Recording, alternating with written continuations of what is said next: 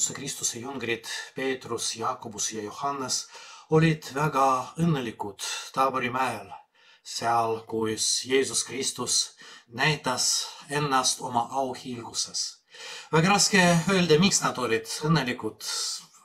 Mitte ainult sellepärast, et Jeesuse Kristuse riided olid valged, isegi tema nägu oli eriline, aga kindlasti tundsid midagi, et on tore olla just selles olukorras koos Jeesuse Kristusega, olid õnnelikud ja isegi ei tahtnud minna ära sellel mäel. Aga Jeesus Kristus ütles neile, me peame minema tagasi. Sinna, kus ootab mind rist, seda ta ei öelnud neile, aga kindlasti mõne aja pärast Peetru ja kõik need jüngrid nägid, mis ootas neid seal maa peal. Miks siiski Jeesus Kristus ei lubanud neile, et nad oleksid õnnelikud igavesti? Sellepärast, et ta tahtis anda neile midagi muud. Mitte seda elu, mis oli Taabori mäel, mis ei saa kesta igavesti, aga seda elu, mida ta lubab mitte ainult nendele, aga kõikidele meile. Ja tee sinna viib risti kaudu ja ei tohi unustada, et Kristus, see ei ole ainult õnne, mida me saame siin maa peal, aga see on ka rist, mida me peame kandma oma õlgadel.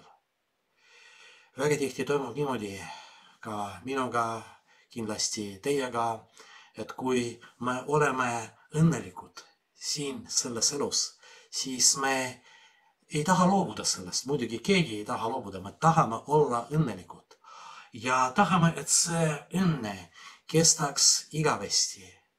Ja võib-olla seoses sellega, et me oleme sel hetkel õnnelikud, me juba ei taha mitte midagi muud. Just seepärast võib-olla Jumal võtab meilt seda õnnet ja ütleb meile, ela edasi, otsi seda, mida Jeesus Kristus tahab sulle öelda, mis kestab igavesti.